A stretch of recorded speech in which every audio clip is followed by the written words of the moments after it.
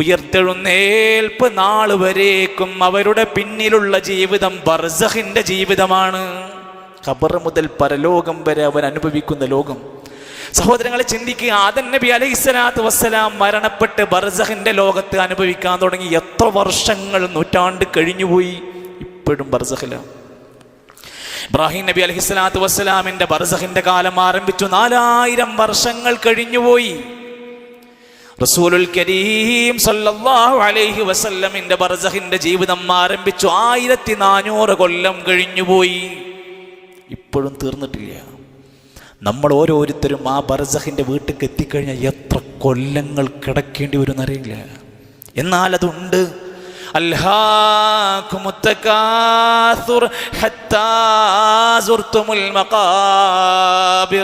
ദുനിയാവിൽ അഹങ്കരിക്കുന്നവരെ, ദുനിയാവിൽ മേന്മ പറഞ്ഞ് നടക്കുന്നവരെ, പരസ്പരം ആക്ഷേപങ്ങളും ചീത്ത വിളിച്ചും കൊലവിളി നടത്തിയും ജീവിക്കുന്നവരെ ഒരു തവണ നീ സൂറത്തൊന്ന് വായിക്കണം.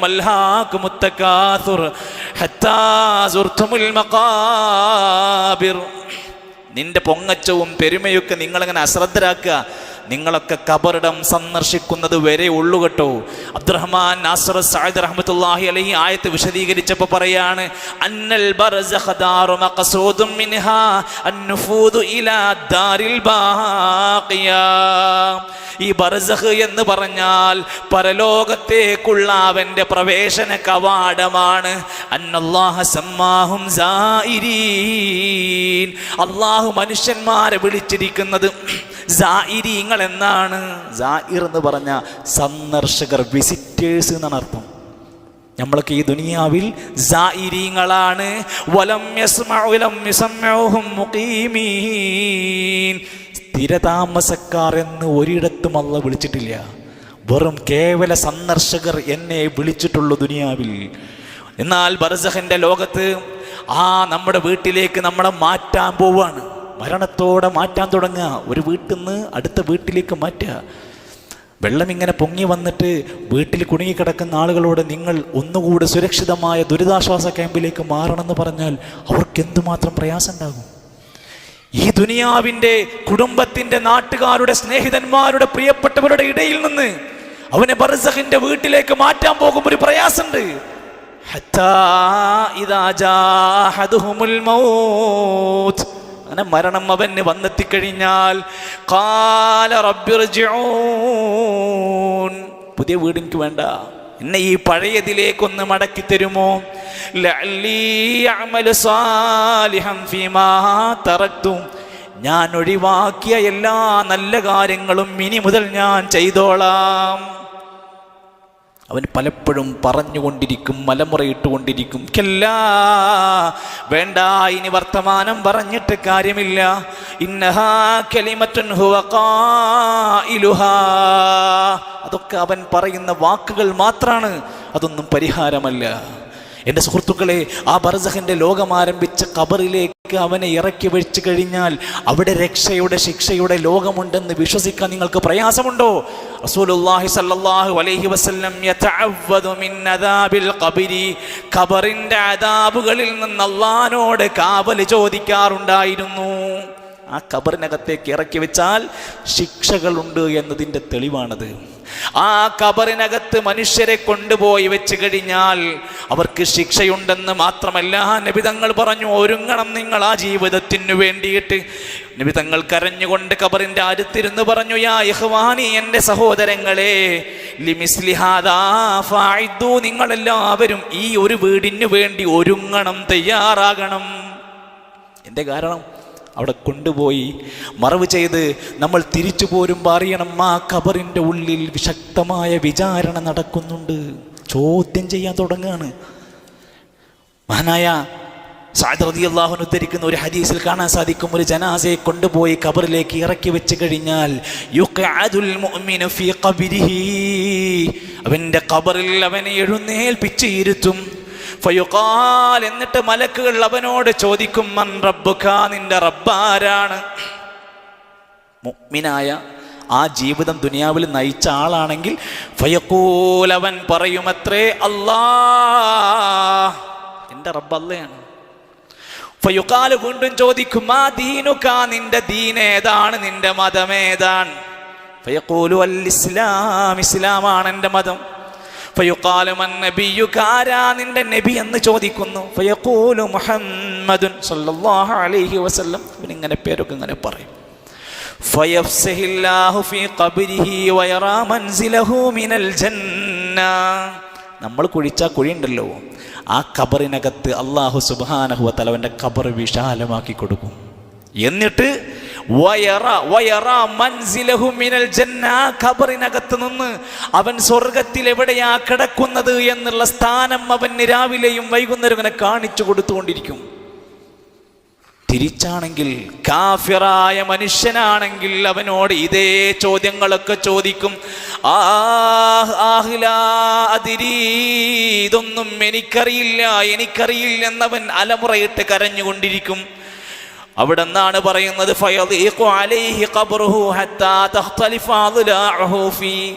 അവന്റെ വാരിയെല്ലുകൾ പൊട്ടിപ്പിളരാൻ മാത്രമുള്ള ശക്തമായ കുടുസത അവൻ അനുഭവിക്കും. എന്നിട്ട് നരകത്തിൽ അവൻ കിടക്കുന്ന സ്ഥാനം അവൻക്ക് ഇങ്ങനെ കാണിച്ചു കൊടുക്കും. ശക്തമായ പ്രഹരമാകുന്ന അടി അവനെ അടിച്ചുകൊണ്ടിരിക്കും. ഭൂമിയിലെ മനുഷ്യരും ജിന്നുവർഗമില്ലാത്തവർക്ക് ആ ശബ്ദം വരെ കേട്ടുകൊണ്ടിരിക്കും. എൻ്റെ പ്രിയപ്പെട്ട സഹോദരങ്ങളെ, ഈ ഖബറിനകത്ത് നമ്മൾ രക്ഷപ്പെടണമെങ്കിൽ ഈ ചോദ്യങ്ങൾക്ക് ഉത്തരം കാണാൻ നമുക്ക് ദുനിയാവ് കൊണ്ട് സാധ്യമാകേണ്ടതുണ്ട്.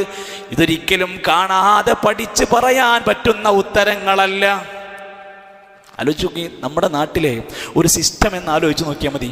മരിക്കുവോളം ദീന് പഠിപ്പിച്ചു കൊടുക്കൂല, മരണം വരെ സൽക്കർമ്മങ്ങളെപ്പറ്റി പറഞ്ഞു കൊടുക്കൂല. മരിച്ചു കഴിഞ്ഞാൽ തലക്ക് ഭാഗത്തിരുന്ന് വലിയ യാസീൻ സൂറത്തൊക്കെ എടുത്ത് വലിയ ഓത്തൊക്കെ ഓതി കൊടുക്കുകയാണ്.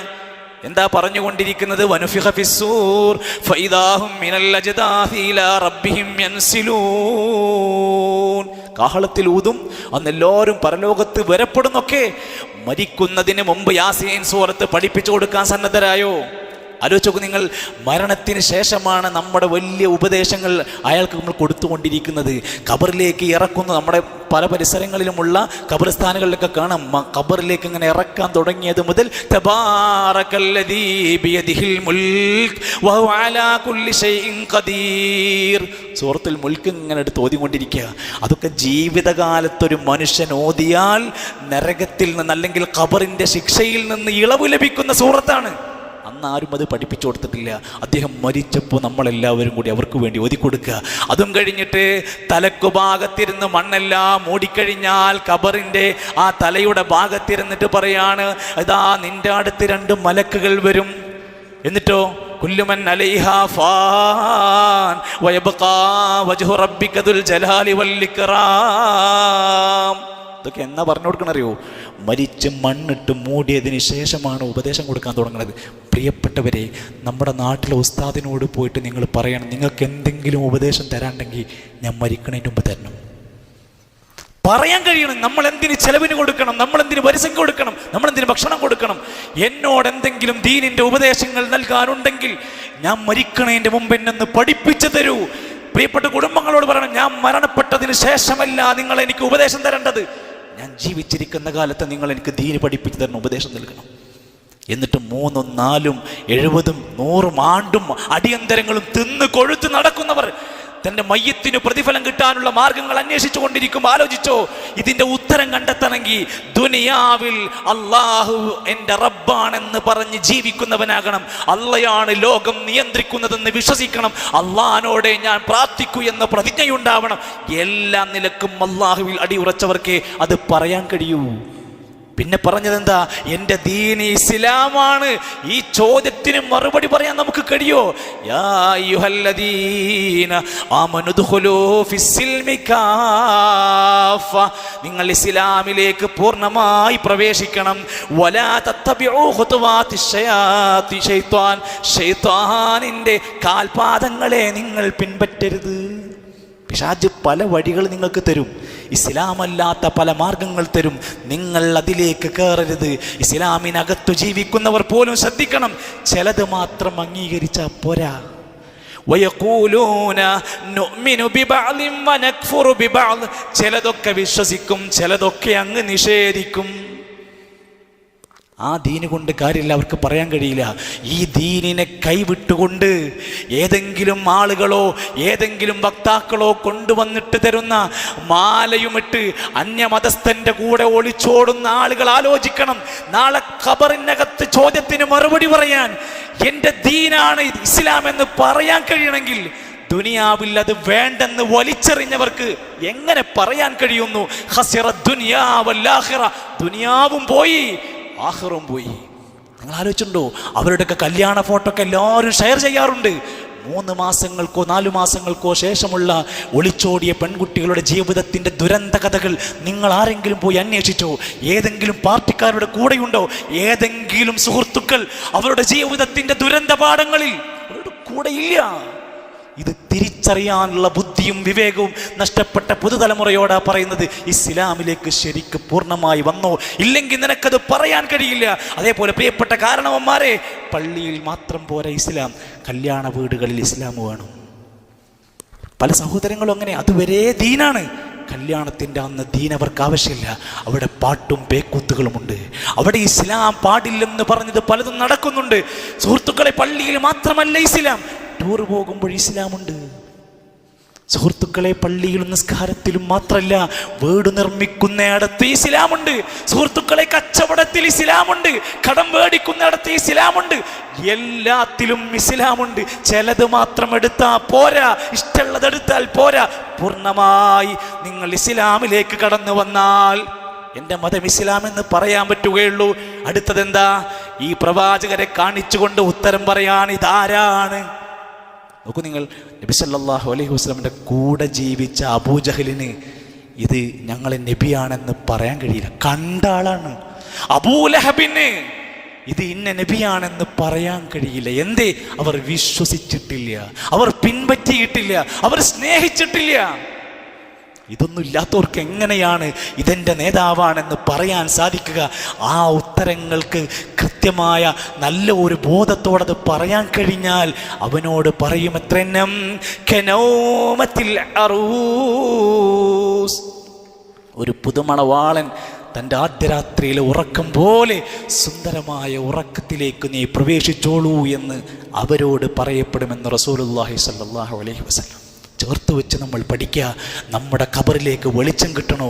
നാട്ടുകാരിൽ നോക്കിയിട്ട് കാര്യമില്ല, നാട്ടുകാർ തിന്നെണീറ്റ് പോയിട്ട് കാര്യമില്ല. നീ അധ്വാനിച്ചോ. മരിക്കണതിൻ്റെ മുമ്പ് ബർസഖാകുന്ന യഥാർത്ഥ വീട്ടിലേക്ക്, പരലോകത്തിലേക്ക് പോകാനിരിക്കുന്ന ഭവനത്തിലേക്ക് നമുക്ക് വേണ്ടി നമ്മളങ്ങ് പണിയെടുക്കണം. ഖബറിൽ വെളിച്ചം കിട്ടാൻ എന്താ മാർഗം?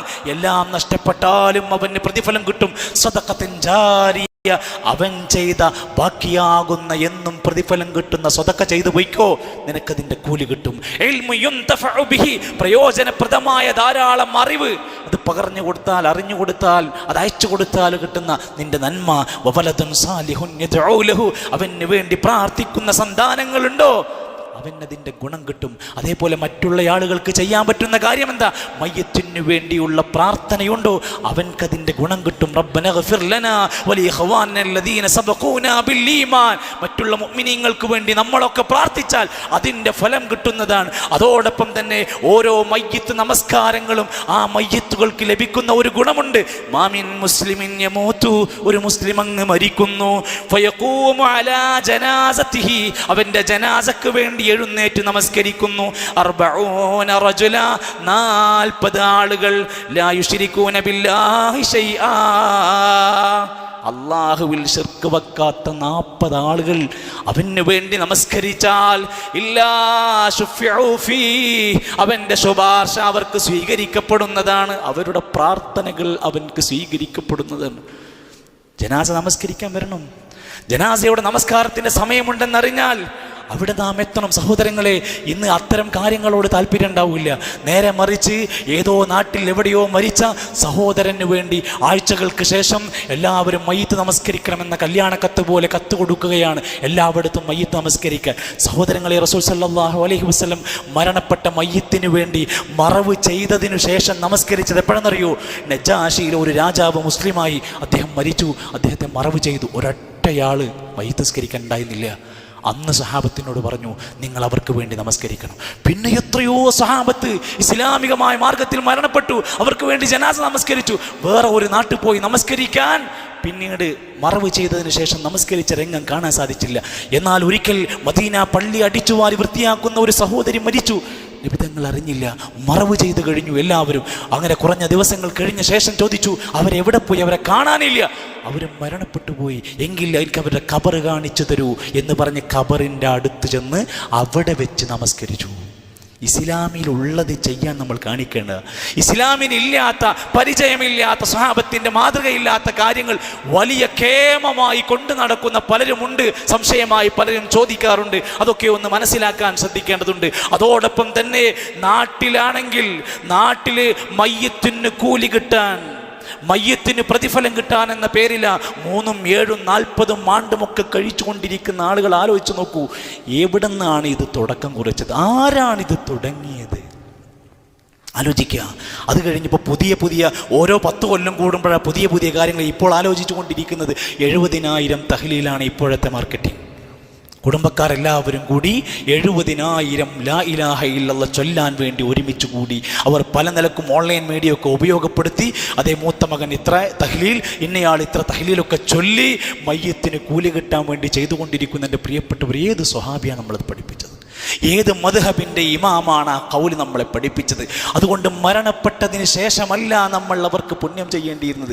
ചിലപ്പോൾ അദ്ദേഹത്തിൻ്റെ ജീവിത പ്രതിസന്ധികളിൽ അദ്ദേഹത്തിന് മരുന്ന് മേടിക്കാൻ പോലും പൈസ കൊടുക്കാത്ത മനുഷ്യനേക്കും മരിച്ചാൽ പിന്നെ അവൻ അവിടെ ഭയങ്കര വലിയ നേതാവായി മാറും. പുതിയ ഓൺലൈൻ വാട്സപ്പ് ഗ്രൂപ്പുകളിലൊക്കെ ഇപ്പോൾ തുടങ്ങിയതാണ് ഖത്മ് ചെയ്യാൻ. ഒരു 5-10 കൊല്ലമായിട്ടുള്ളൂ. കുടുംബത്തിൽ വല്യമ്മ മരണപ്പെട്ടു, എല്ലാവരെയും വിളിച്ചറിയിക്കുന്നു, അതാ നമ്മൾ ഖത്മ് ചെയ്യാൻ തീരുമാനിച്ചിട്ടുണ്ട്.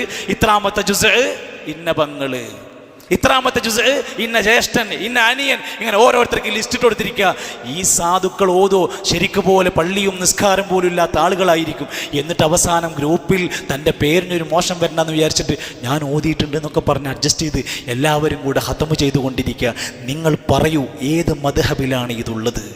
ഏത് ഇസ്ലാമിൻ്റെ സ്വഹാബിയാണ് ഈ മാർഗം നമ്മെ പഠിപ്പിച്ചത്? ഇതൊക്കെ ജനങ്ങളെ ശരിയായ രൂപത്തിൽ ബോധവൽക്കരിക്കേണ്ടുന്ന സദസ്സുകൾ പോലും നാട്ടിൽ കുറഞ്ഞുകൊണ്ടിരിക്കുമ്പോൾ യഥാർത്ഥ രൂപത്തിൽ നമ്മുടെ ബർസഖാകുന്ന ലോകം കഴിഞ്ഞാൽ അവസാനിക്കില്ല എന്നും സ്വർഗവും നരകവും തീരുമാനിക്കപ്പെടുന്ന ഒരു ദിവസം വരാനുണ്ടെന്നൊക്കെ ബോധ്യപ്പെട്ടുകൊണ്ട് ജീവിക്കുക. അള്ളാഹു നമ്മെ എല്ലാം അവൻ്റെ ഏറ്റവും നല്ല വിജയികളിൽ ഉൾപ്പെടുത്തി അനുഗ്രഹിക്കുമാറാകട്ടെ.